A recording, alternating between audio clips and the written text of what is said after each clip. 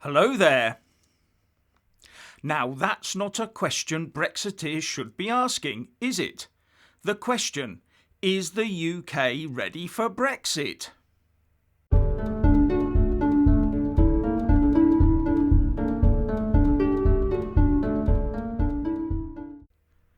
Firstly, please subscribe and like this video to give my channel a boost, and I'm always uploading new content, so please do check back daily.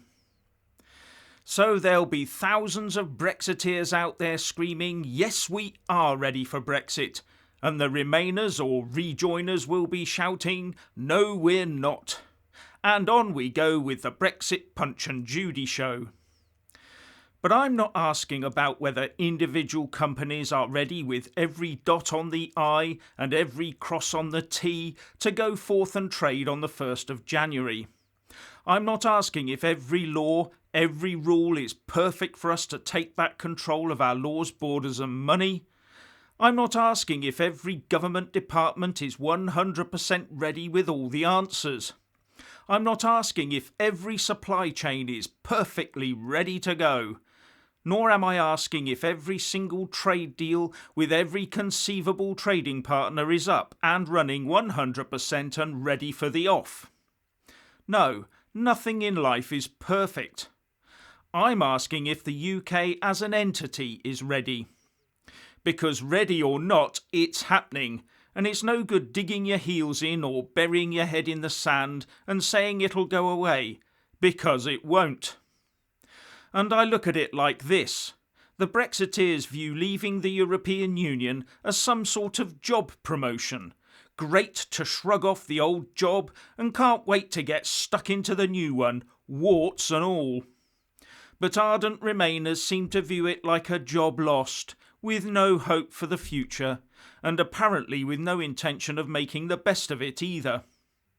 But I've just seen a heartening piece in the Evening Standard where John Foley, the boss of M&G, a large investment company, says, I am quite positive about how people will react.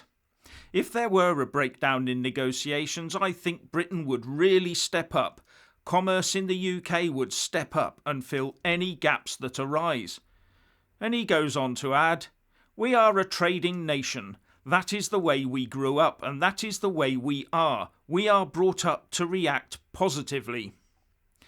And I agree with him, and I think most ordinary people will do just that. But there is one sector of the population that I'm not so sure is prepared, and this is arguably the most important part: the Westminster bubble. They are the ones meant to take the Brexit bull by the horns, shake it and make it work. But all I've seen up until the end of last year is either outright hostility to the wishes of the people or a sort of denial that it could ever actually happen. And government preparations to match that, preparations that refuse to let go of the European Union. And even now, after Boris got his 80-seat majority, I get the impression of a rudderless UK doing more drifting towards Brexit than driving. I do hope I'm wrong. And a few more stories that caught my eye that sort of back up this feeling.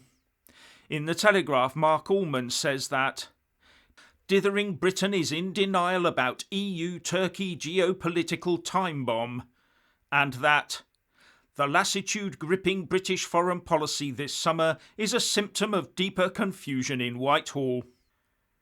And he goes on to say how the French President Emmanuel Macron is gripping the Turkey situation, while the UK sits idly by with seemingly no comprehension of the severity of the situation. While on Talk Radio, New Zealand's Deputy Prime Minister Winston Peters' first comment on Brexit was that he was amazed that once Cameron had resigned, it was a Remainer that got the job of delivering Brexit. Maybe that was the start of all this drift. But Peters said he was now hopeful of a good deal with the UK, despite any agriculture sector problems we might encounter. And he also talked very positively about a Commonwealth connection between 2.2 billion people with massive economies growing at 5%. as long as the trade is free and fair, he said. But the Telegraph reports that Mr. Peters also said that the UK is not match fit for trade talks. We just need the British to realise that you can do more than one deal at a time, he said. And he went on to say, we've had to look offshore for a long time, and so we are seriously match fit when it comes to that, in a way that I don't believe that the UK is, because the UK has been locked up in the EU all these years. In terms of their trading skills and finesse and their firepower, without being critical, they've never had an outing lately. And the Telegraph report says the UK hasn't done a trade deal since it joined the common market in 1973. And this is the point I'm coming to in a roundabout sort of way. When I ask is the UK ready for Brexit, I mean the UK as an entity, including the actual government and parliamentary machines in Westminster behind it.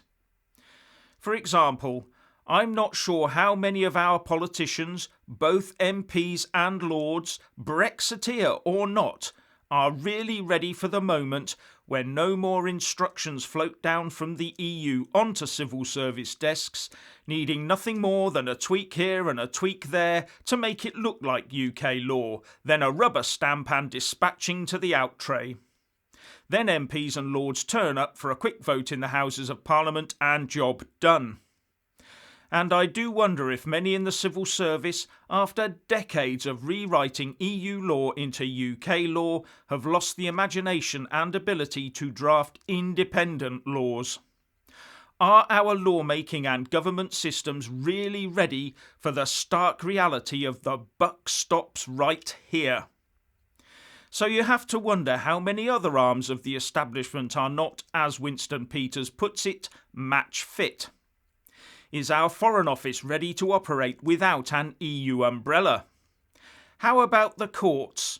The top judges will no longer have EU law with which to bash us with their progressive interpretations of the rules. Are they ready to apply UK law in the UK? Or will they be looking to somehow reinterpret it to keep it as close to EU law as they can? Because that's what they've always done. Now I can hear the growing murmurs of the Remainers saying, then we'd better stop Brexit until we are match fit, hadn't we? To which I would reply that the only way to get match fit is to actually play matches. That, after all, is what the term means. And while we're tied to the European Union, that ain't gonna happen. We don't get to ever play our own matches.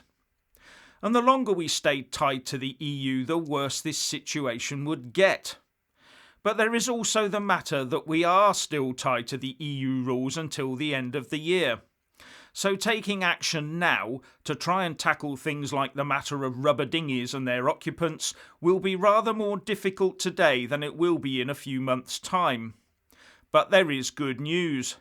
I gather the Home Secretary, Priti Patel, is working right now on draft laws that will reportedly send the left into meltdown. And on the economic front, the OECD Composite Leading Indicator, or CLI, which is designed to provide early signals of turning points in business cycles, and showing short-term economic movements in qualitative rather than quantitative terms. The CLI is actually putting the UK in pole position with 99 points, and now ahead of the G7, OECD Europe, the Eurozone, the OECD total, Germany, Italy, the USA, France and many more. We could well see a bit of an economic bounce back quite soon if this indicator is correct. And the best way for the UK to exploit this is through the total freedom of independence of action and lawmaking. That is, free of the shackles of the European Union. But it will operate much more efficiently when the whole machinery is fully focused on operating for the benefit of the UK, not with eyes and loyalties elsewhere. So I'm fervently hoping that on regaining our sovereignty, the weaknesses in the UK government, parliamentary and court machines, from people to resources to institutions, will rapidly become apparent. We need to be UK focused and match fit and fast. And that's when Boris Johnson will have to be at his best and most ruthless. And when the rest of us need to grasp every opportunity on offer. Anyway, if you want to hear more from me, please don't forget to subscribe and also press that little bell, or you won't get any notifications. And if you want to see more of me, buy a mug with my mug on it by following the merchandise link in the descriptions box below. So what do you think about a Match Fit UK? Please share and comment, and thank you for watching.